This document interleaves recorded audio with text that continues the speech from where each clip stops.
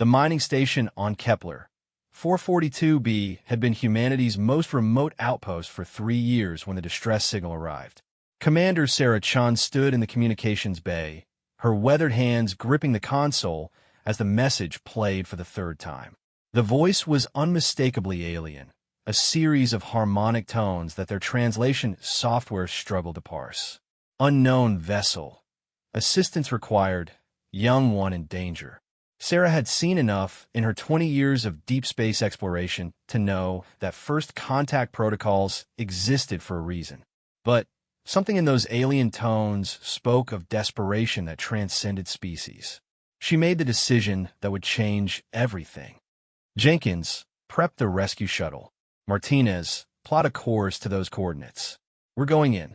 The journey to the source of the signal took them through an asteroid field that seemed to shimmer with an otherworldly energy. As they approached the coordinates, their sensors began picking up massive energy signatures unlike anything in human databases. What they found defied every expectation. A ship the size of a small moon hung motionless in space, its hull carved from what appeared to be living crystal that pulsed with inner fire. Gothic spires twisted from its surface, each one easily the height of Earth's tallest skyscrapers. The vessel was beautiful and terrifying in equal measure, clearly the product of a civilization far beyond humanity's current capabilities. "My God," whispered Dr. Elena Vasquez, the team's xenobiologist. "The energy readings are off the charts. This thing could power all of human space for a century." But Sarah's attention was focused on something else. Floating near the great ship were smaller vessels, sleek and predatory, their hulls bearing scorch marks from recent battle. They circled the crystal ship like sharks around wounded prey. "Pirates," Martinez muttered. "Universal constant, apparently." As they drew closer, their scanners detected something that made Sarah's blood run cold. Life signs aboard the great ship were fading rapidly. Whatever was happening inside, time was running out.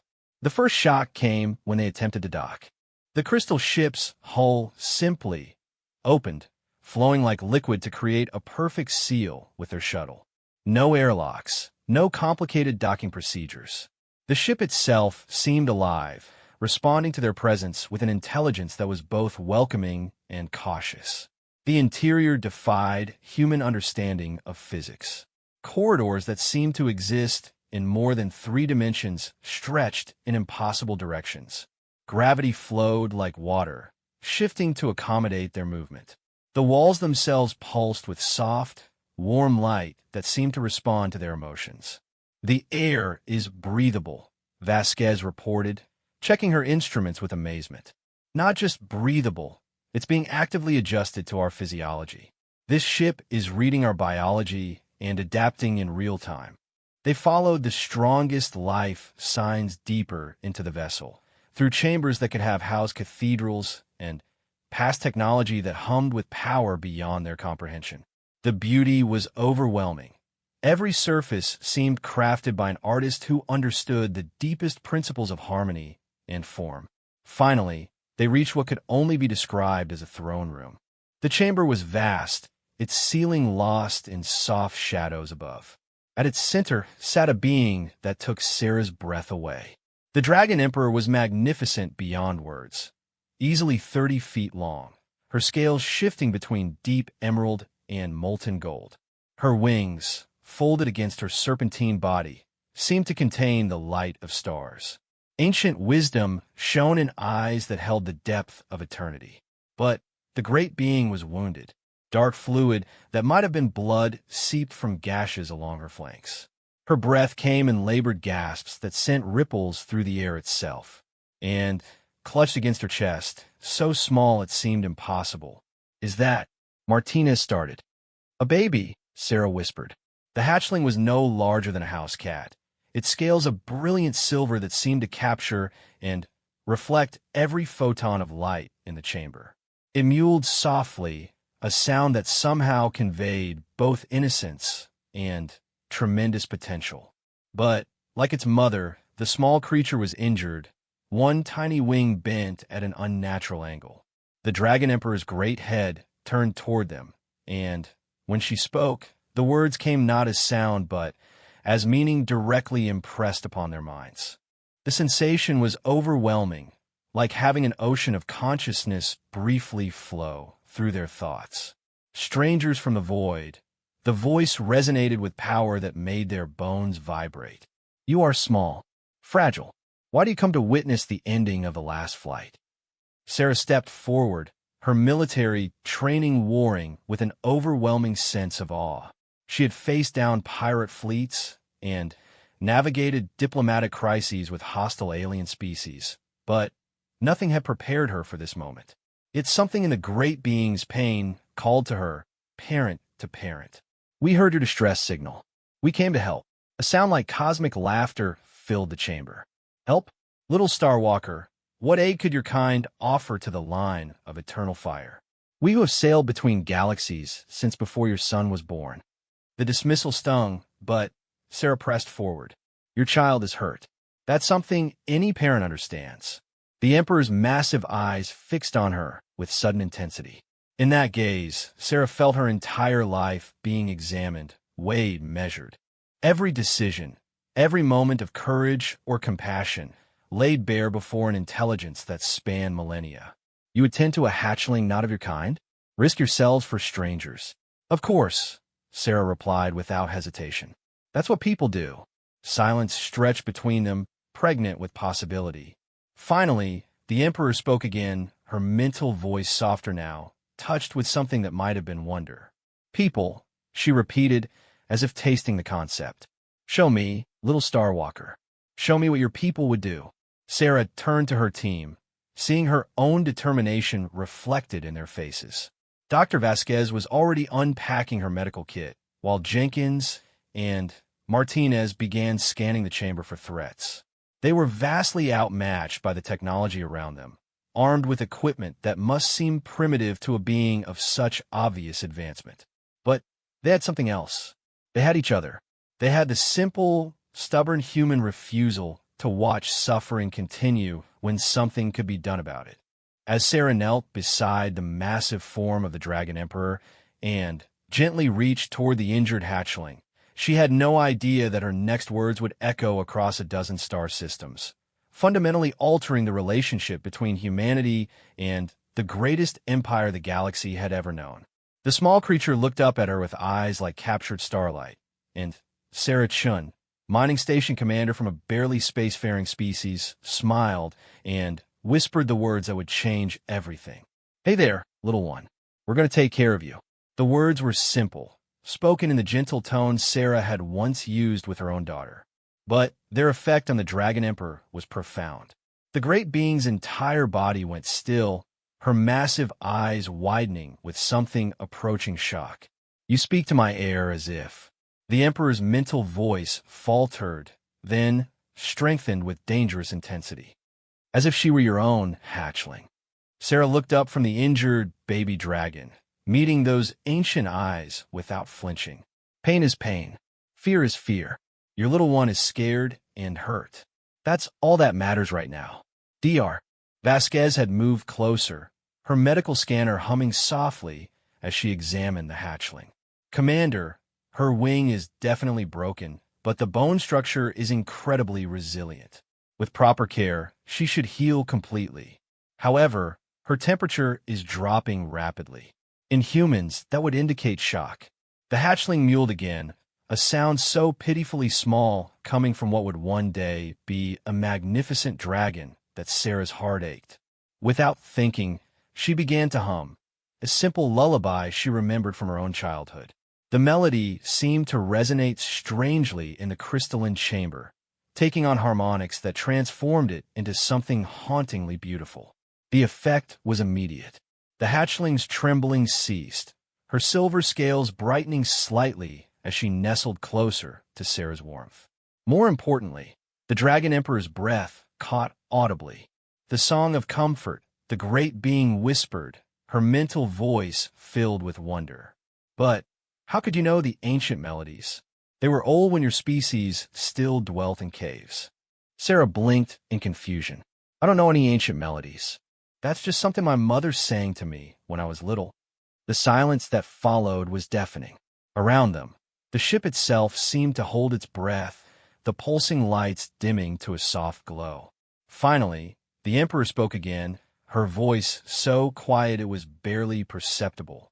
Your mother sang the song of universal harmony to comfort you as a child, a song that resonates with the fundamental frequencies of life itself. The great head tilted, studying Sarah with new interest. Tell me, Star Walker, what else do your people do for their young? It was Martinez who answered. His usual gruff demeanor softened as he watched Sarah gently cradle the hatchling. Same thing anyone does. You keep them safe. You teach them.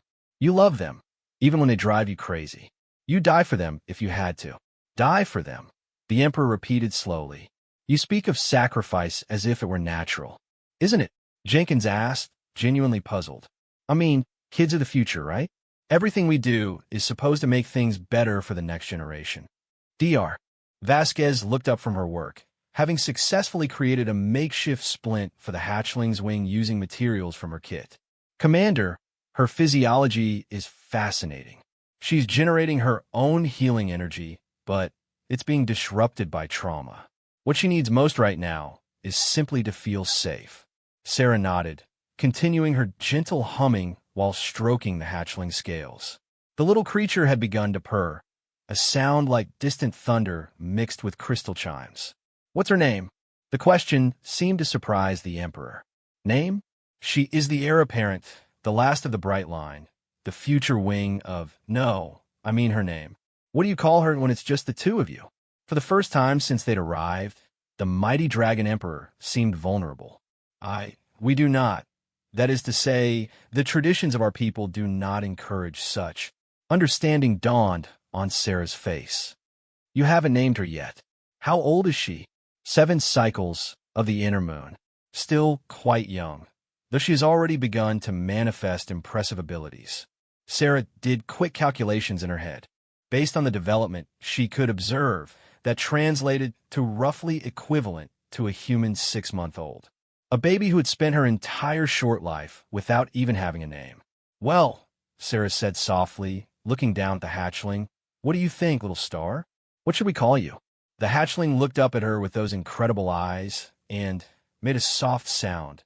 Not quite a chirp, not quite a musical note, but something that seemed to capture the essence of light itself. Stella, Sarah said immediately. Your name is Stella. The reaction was instantaneous. The hatchling, Stella, began to glow more brightly, her scales shifting to brilliant silver white. She pressed closer to Sarah, making happy sounds that filled the chamber with music. But, more dramatically, the entire ship around them seemed to come alive with new energy. The walls brightened, the air itself seemed to sing, and power readings on their instruments spiked beyond measurement. The Dragon Emperor reared back in amazement. The ship responds to her joy. But she has never. How did you? Children need to know they're special, Dr. Vasquez said matter-of-factly, checking her readings. Not just as heirs or titles, but as individuals. They need to know they matter for who they are, not what they're supposed to become. This is impossible, the Emperor breathed. For eons, our young have remained unnamed until their trials of ascension. It is the way of our people, the tradition that has guided us since the first flight. Yet in mere moments, you have brought my daughter more happiness than she has known in all her young life. Sarah looked up sharply. Daughter, not heir or hatchling. You said daughter. The great dragon's expression shifted, something almost like embarrassment crossing her magnificent features. Ah, yes, she is my daughter, my little starlight, though I have never spoken the words aloud before today. Why not? Martinez asked bluntly. Because attachment leads to weakness. Because love makes one vulnerable. Because a ruler must think of the many, not the few. The words came out like a recitation, as if they had been drilled into the Emperor over countless years. Jenkins shook his head. That's the biggest load of... He caught Sarah's warning look and amended his language. I mean, that's not right. Love doesn't make you weak. It makes you strong. Gives you something worth fighting for. The pirates, Sarah realized suddenly, they're not just after your ship. They want her, don't they? They know she's your daughter. The Emperor's eyes flashed with fury, and for a moment, the temperature in the chamber rose noticeably. The Void Seekers have hunted my line for generations. They believe that consuming the life force of a dragon can grant them immortality. My daughter, her voice broke slightly. She is the last. If she dies, the line of eternal fire dies with her. Then, we don't let that happen, Sarah said firmly, still holding the now-sleeping Stella. How many ships do they have? 12 vessels of the Void class, each armed with weapons that can tear through dimensional barriers. My ship is powerful, but I am wounded and the damage to our core systems is severe. We cannot outrun them, and I lack the strength to fight. Sarah looked at her team, seeing the same determination in their eyes that had driven humanity to the stars in the first place. They were outnumbered, outgunned, and facing technology that made their equipment look like stone tools. By any rational measure, they should retreat and leave these aliens to their fate. But rationality had never been humanity's strongest trait. Dr. Vasquez, how long before Stella can be moved safely? Her wing needs to stay immobilized, but she's stable. As long as she stays warm and calm, transportation shouldn't be a problem. Good. Jenkins, Martinez, I need you to interface with the ship systems. Find out everything you can about those pirate weapons and tactics. Commander, Martinez said slowly, you're not seriously thinking of taking on 12 warships with a mining shuttle and whatever weapons the ship has left. Sarah smiled, and for the first time since they'd arrived, the Dragon Emperor saw something in the human's expression that reminded her why some species conquered the stars while others never left their birth worlds. No, Martinez. I'm thinking of something much crazier than that. As if summoned by her words, alarms began to sound throughout the vast ship. The Dragon Emperor's head snapped up, her eyes glowing with sudden alarm. They have found us. The Void Seekers approach, and they bring with them weapons forged in the heart of dying stars. My daughter. She looked down at the small creature, sleeping peacefully in Sarah's arms. I cannot protect her. I have failed. Sarah stood slowly, careful not to disturb Stella, and looked the mighty Dragon Emperor directly in the eyes. Your Majesty, she said formally, I hereby request permission to adopt your daughter. The words hung in the air like a challenge to the universe itself. The Dragon Emperor stared at Sarah as if she had just suggested moving a star. Around them, the ship's alarms continued their urgent song, but in that moment, the universe seemed to have narrowed to just the space between human and dragon. Adopt, the Emperor repeated, her mental voice carefully neutral. You would claim kinship with a being whose power will one day reshape galaxies. You would take responsibility for the heir to an empire that spans 10,000 worlds. Sarah adjusted her hold on the sleeping Stella, feeling the warmth of the little dragon's scales against her chest. I would take responsibility for a scared little girl who needs someone to love her unconditionally. The rest we'll figure out as we go. This is madness, the Emperor breathed. The line of eternal fire does not mix with lesser species. The very suggestion violates every law, every tradition. Your traditions are getting her killed, Dr. Vasquez interrupted sharply. Commander, the readings I'm getting from Stella are extraordinary. Her body is literally feeding off emotional connection. The more secure and loved she feels, the stronger her life signs become. These people have been starving their children of affection for thousands of years. The Dragon Emperor's massive form seemed to deflate slightly. Our ways have kept the line strong and pure for eons beyond counting. We do not form attachments that could compromise our judgment. How's it working out for you? Martinez asked bluntly as another alarm joined the chorus. Because from where I'm standing, it looks like your pure, strong line is about to go extinct. Jenkins looked up from where he'd been interfacing with the ship's systems, his face grim. Commander, you need to see this. The pirates aren't just approaching. They're setting up a dimensional cage.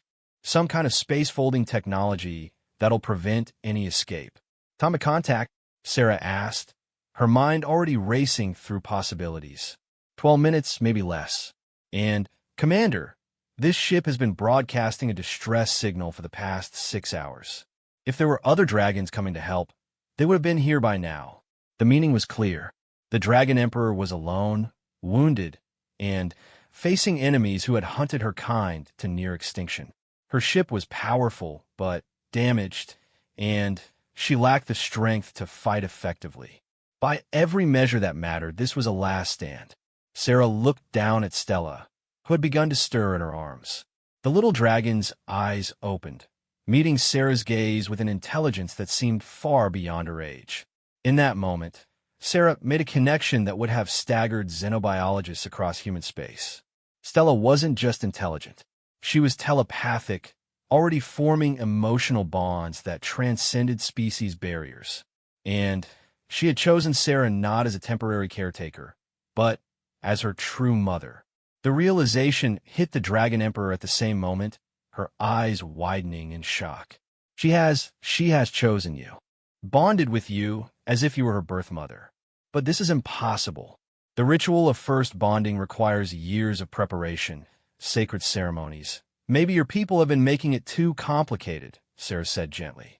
Love isn't complicated. It just is. Stella made a soft chirping sound and extended one tiny wing toward the Dragon Emperor.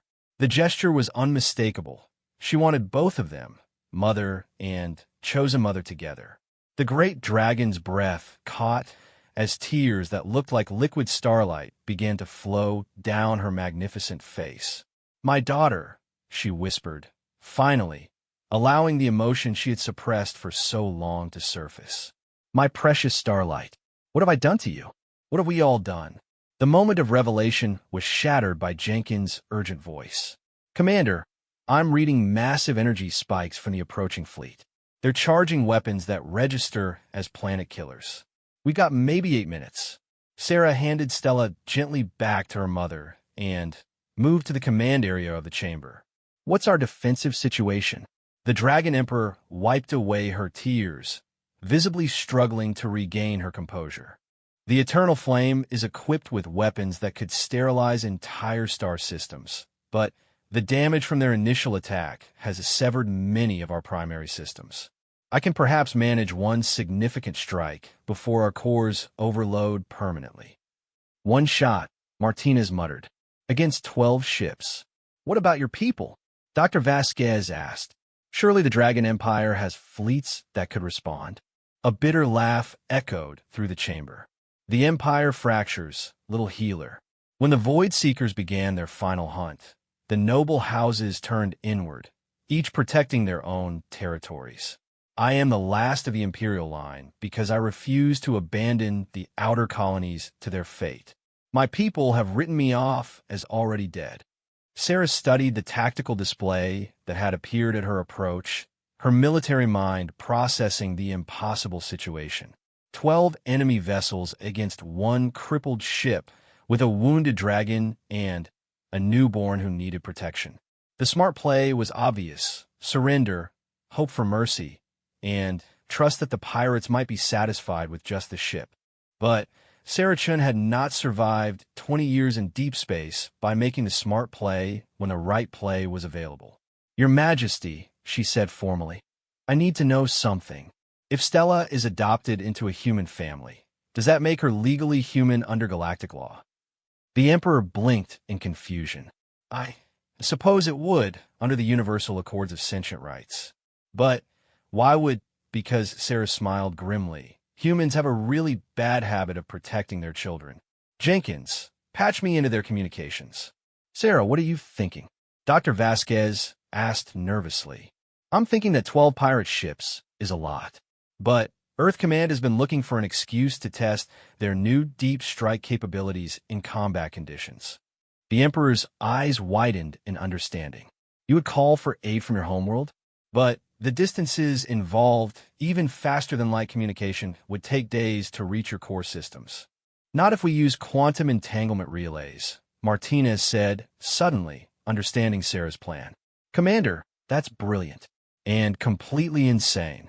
Jenkins had succeeded in opening a channel to the approaching fleet. A harsh, mechanical voice filled the chamber, speaking in the universal trade tongue. Dragon vessel, you will prepare for boarding. Surrender the hatchling and your death will be swift. Resist, and we will take her while you watch and suffer." Sarah stepped forward, her voice carrying the authority of someone who had faced down pirates, hostile aliens, and the vacuum of space itself. "Attention, pirate fleet. This is Commander Sarah Chun of Earth Fleet. You are threatening my daughter and her mother. Stand down immediately or face the consequences." Laughter echoed through the channel. "Humans, you dare threaten the Void Seekers? Your pathetic species barely qualifies as spacefaring. We have consumed the life force of beings who ruled galaxies before your son existed." "Maybe," Sarah acknowledged, "but you've never fought humans protecting their family. Fair warning, you have 60 seconds to withdraw before this becomes an Earth Fleet problem." The connection cut with a burst of static and contemptuous laughter. Around the chamber, Sarah's team was working frantically. Martinez had somehow interfaced with the Dragon ship's quantum communication array, boosting its power with portable fusion cells from their shuttle. Dr. Vasquez was monitoring both Dragon's vital signs while Jenkins attempted to understand weapons systems that operated on principles human science had barely theorized. "Message sent," Martinez reported. "Quantum burst transmission to Earth Command, priority Alpha classification. Response time." He paused, checking his calculations. "If Admiral Harrison is feeling aggressive, maybe 40 minutes. "We don't have 40 minutes, Jenkins said grimly. "Enemy fleet will be in firing range in 3. The Dragon Emperor cradled Stella close to her massive chest, her eyes fixed on Sarah with an expression of growing wonder. "You call them your family. You spoke of my daughter as if she were your own blood." "She is my own blood now," Sarah replied simply. "That's how adoption works. That's how love works." Stella made a happy, chirping sound and extended her wings toward both her mothers. For a moment, the chamber filled with warm, golden light as the little dragon's joy manifested as pure energy. The ship responds to her emotional state, the Emperor realized. If she could be made truly happy, truly secure, the systems would repair themselves, Dr. Vasquez finished, understanding immediately. "Commander, I'm reading massive regenerative capabilities in both their physiologies. They heal through emotional connection, through love." Sarah looked at the tactical display, watching as 12 dots of malevolent red closed in on their position. 40 minutes until possible rescue, 3 minutes until certain death, and one little dragon who held the power to save them all if she could just feel secure enough. "Your Majesty," Sarah said quietly, "may I have permission to sing your daughter to sleep? I think she needs to feel safe right now." The Dragon Emperor's eyes blazed with sudden hope and fierce determination. "Sing, little Starwalker. Sing as if all our lives depend on it." Because they did. Sarah began to hum the same lullaby as before, but this time something different happened. The Dragon Emperor, moved by an instinct older than civilization, began to harmonize. Her voice was like the song of stellar wind through cosmic dust, deep and resonant and filled with the power of creation itself. Together, human and dragon created music that seemed to resonate with the fundamental frequencies of existence. Stella's eyes brightened, her small form beginning to glow with increasing intensity. Around them, the ship responded like a living thing awakening from sleep. Dead systems hummed to life. Damaged conduits regenerated themselves, and the very walls seemed to sing with renewed power. "Incredible," Dr. Vasquez whispered, watching her instruments in amazement. "Her cellular regeneration has increased by 800%. But it's not just biological healing. She's somehow channeling energy directly into the ship's systems." Jenkins looked up from his console, his face split by an enormous grin. "Commander, you're not going to believe this. Weapon systems are coming online, shields are regenerating, and the faster-than-light drive just went from critical damage to full operational status." 2 minutes to contact, Martinez reported. "But, Commander, we're reading some really strange signatures from the lead pirate ship. That's not standard Raider technology." The Dragon Emperor's harmonizing faltered as her expression turned grim. The Devourer's prize. I had hoped never to see that vessel again. You know them? Know them? The Emperor's mental voice was filled with ancient rage. That ship is crewed by the last survivors of the Theta Carini incident. They're the ones who discovered that consuming dragon life force could extend their pitiful existences indefinitely. Sarah continued humming, her voice steady despite the growing tension. Stella had nestled between both her mothers now. Small wings spread across Sarah's lap, while her head rested against her birth mother's massive form. The little dragon was practically glowing with happiness, and the ship's power readings continued to climb. "They're hailing again," Jenkins reported. "Put them through." The same harsh voice as before filled the chamber, but now there was an edge of hunger to it that made Sarah's skin crawl. "Ah, the little hatchling grows strong. Excellent. Her life force will be especially potent. Human, your interference has only made our prize more valuable. Stand aside, and we may allow you to witness the glory of immortality being born." "Counter offer," Sarah replied calmly, never breaking her gentle rhythm. "Leave now, and I won't have to explain to my superiors why 12 ships full of sentient beings had to be reduced to their component atoms." The laughter that came through the channel was genuinely amused. "Your species' capacity for self-delusion is remarkable. Very well. We shall demonstrate the futility of your position." The channel cut, and immediately the ship's defensive screens lit up with incoming fire. Energy beams that could have carved continents struck the eternal flame shields, causing the entire vessel to shudder. But where those same weapons had crippled the ship before, now they barely registered on the defensive grid. "Shields holding at 98%, Jenkins reported with amazement. "Whatever that little one is doing, keep it up," Stella chirped happily, completely unaware of the battle raging around them. To her, this was simply quality time with her mothers, filled with love and warmth and the security she had never known before. That innocent joy was translated into raw power that flowed through every system of the mighty ship. "Weapons online," the Emperor announced, her mental voice now carrying the cold authority of a ruler who had commanded fleets across the galaxy. "Targeting solutions acquired. But there's something you should know, little Starwalker. The weapons of this ship are not merely destructive. They are creative forces, weapons that can remake matter at the quantum level." Sarah looked up from Stella, understanding immediately. "You're not just talking about destroying those ships. You're talking about changing them. The line of eternal fire has never been merely about conquest. We are gardeners of the cosmos, shepherds of evolving species. What if those who seek to devour life could be transformed into those who nurture it instead? You want to cure them?" Dr. Vasquez breathed. "Remove whatever twisted their minds into thinking immortality through consumption was acceptable." "The dragons I knew in the old stories," Sarah said slowly, "they were wise. They tested heroes, taught lessons, guard-led knowledge. They didn't just destroy, they transformed." Another wave of enemy fire struck their shields, but this time the Dragon Emperor was ready. The ship's main weapon array came online with a sound like reality itself singing. But instead of the destructive force the pirates expected, what emerged from the eternal flame was something unprecedented.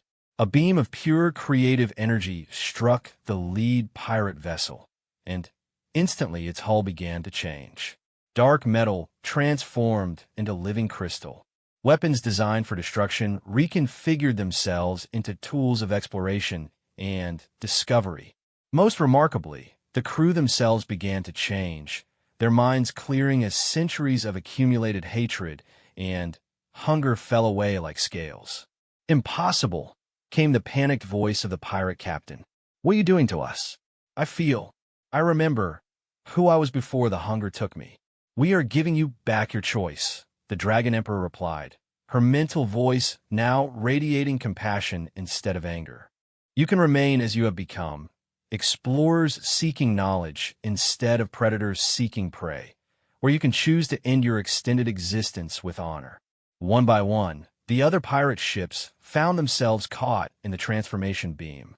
Some crews chose to embrace their returned humanity, their ships reshaping themselves into vessels of science, and discovery. Others, too far gone in their corruption to accept redemption, chose to self-destruct rather than face the reality of what they had become. Within 10 minutes, the pirate fleet had been reduced to 3 ships whose crews were now weeping with joy at recovered memories of who they used to be and scattered debris from those who had chosen oblivion over redemption. "Ow!" Sarah asked in wonder.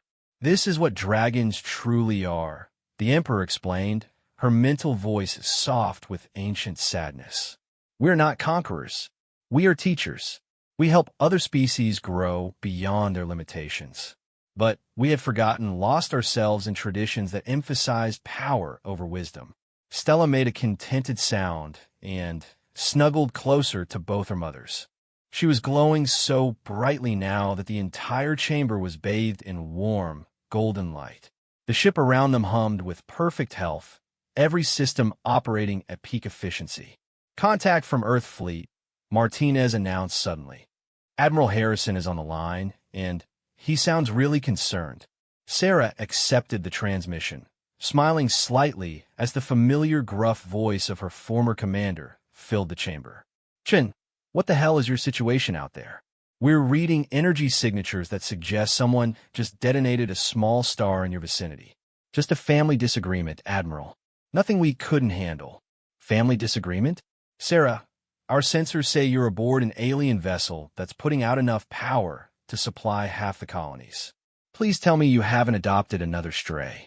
Sarah looked down at Stella, then up at the magnificent Dragon Emperor who was watching the exchange with fascination. "Actually, Admiral, I have some adoption paperwork I'll need you to process when we get back to Earth. I'd like you to meet my daughter."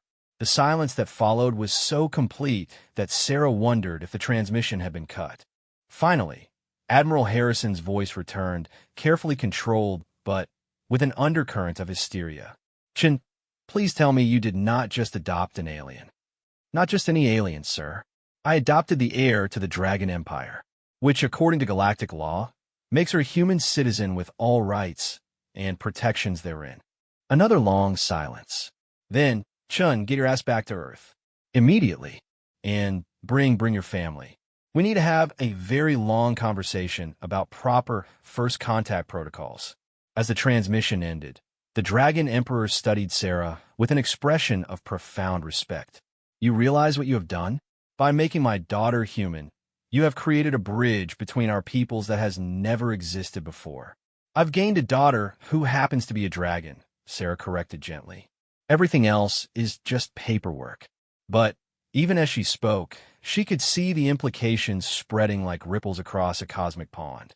Humanity had just become family to the oldest and most powerful species in known space. The galaxy would never be the same.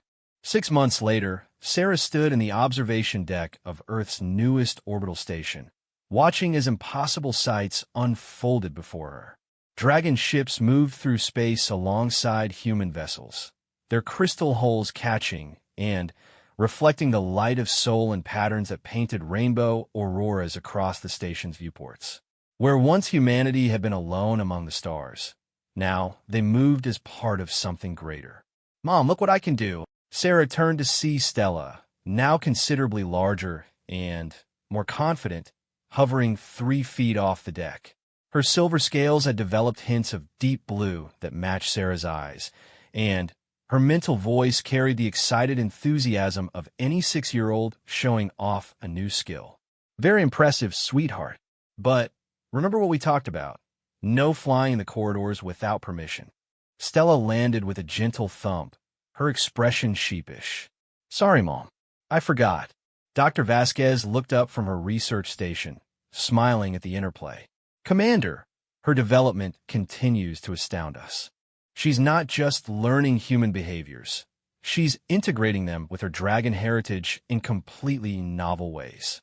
"She's not the only one," Sarah observed, watching through the viewport as a human engineer worked alongside a dragon technician to calibrate a new type of shield generator.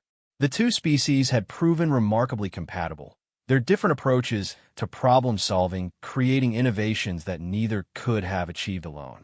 The Dragon Emperor, who had taken the human name Catherine at Stella's suggestion, emerged from the inner chambers where she had been consulting with Earth's leaders.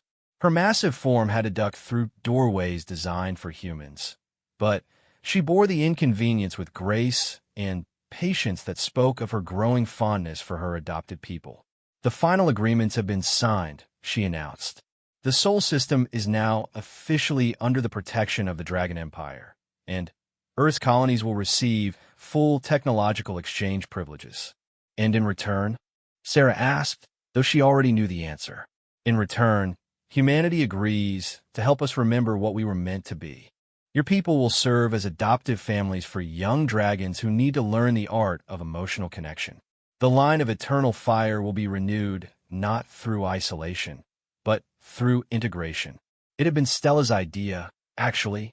The little dragon had grown increasingly distressed as she learned about other young dragons growing up in the emotional sterility that had nearly destroyed her mother's people. Her solution was simple in the way that children's solutions often were. If dragon children needed love, then they should live with humans who had plenty of it to give. The implications had staggered both species. Dragon children raised with human families would grow up understanding cooperation, empathy, and the strength that came from emotional bonds. In return, human families would have access to knowledge and capabilities that span the galaxy. The cultural exchange would transform both species within a generation. Admiral Harrison is still having nightmares about the logistics, Sarah laughed. Yesterday, he asked me if we even need to redesign the school buses. Stella giggled, the sound like silver bells in the crystalline chamber. I want to go to school with other kids, but I also want to learn dragon history from Grandmother Catherine. Can I do both? Of course you can, Starlight, Catherine replied, using Sarah's pet name for their daughter. The University of New Geneva has already agreed to establish the first human-dragon cultural studies program. Martinez appeared in the doorway, his expression a mixture of awe and confusion that had become his default state since their first encounter with the dragons. Commander, you need to see this. We're getting communication requests from 17 different species across 3 sectors. Apparently, word has gotten out about our family arrangement. Sarah raised an eyebrow. What kind of requests? Trade delegations, mostly, but also some adoption inquiries. Seems like everyone wants to know more about humans after the Dragon Empire publicly endorsed us as exceptional caretakers of the young. The transformation had been as sudden as it was profound. Humanity's reputation in the galaxy had shifted overnight from barely spacefaring primitives to the species the dragons trust with their children. Diplomatic channels that had been closed for decades were suddenly wide open. Trade offers poured in from civilizations that had previously ignored Earth's existence. There's something else, Martinez continued, his voice dropping. Jenkins picked up some chatter from the Andromeda Confederacy. Apparently, there's a faction there that's very interested in our unique approach to interspecies relations. Sarah's expression grew serious. She had been wondering when the darker implications of their situation would surface. Not every species in the galaxy would view humanity's sudden prominence with approval. Threats, more like curiosity, but the dangerous kind. Some of these species have been trying to gain favor with the Dragon Empire for millennia. They want to know what makes humans special. Catherine's eyes blazed with protective fire. Let them come.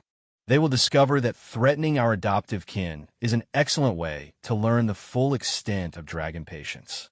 Which is to say, none whatsoever, Stella added cheerfully, apparently having inherited her mother's protective instincts along with her scales. Dr. Vasquez looked up from her latest readings, her expression thoughtful. Commander, I've been analyzing the psychological profiles of the human families who volunteered for the Dragon Adoption Program. The results are fascinating. How so? Every single family shares certain traits. High empathy, strong protective instincts, and what we might call aggressive nurturing. These aren't just people who want to help. These are people who will fight to protect any child in their care, regardless of species. Sarah nodded slowly. Managers. Exactly. But it goes deeper than that. The psychological testing suggests that humans have an almost unique capacity for forming family bonds across species lines. Most sapient species can cooperate with aliens, even like them. But humans seem to be one of the few species that can genuinely love them. Is that really so unusual? Stella asked, tilting her head in a way that reminded Sarah she was still very much a child, despite her impressive intellectual capabilities. Apparently so, sweetheart, Sarah replied. Most species see differences first.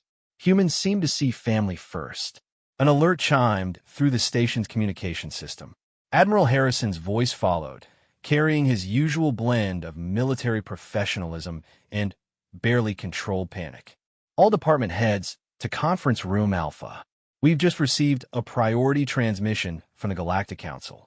Something about formal recognition of a new alliance. Sarah exchanged glances with Catherine. The Galactic Council had been the galaxy's primary governmental body for over 1,000 years, but it was dominated by ancient species who moved slowly and thought in terms of centuries. For them to respond to recent events so quickly suggested something significant. Stella, stay close to Dr. Vasquez while we handle this meeting. Okay. Can I come? It's about our family, isn't it? Sarah was about to refuse when Catherine interjected. Perhaps she should attend. This concerns her future as much as ours. The conference room was already crowded when they arrived. Admiral Harrison stood at the head of the table, flanked by Earth's top diplomats and xenologists. The main display showed the seal of the Galactic Council, rotating slowly above a complex document written in 17 different languages.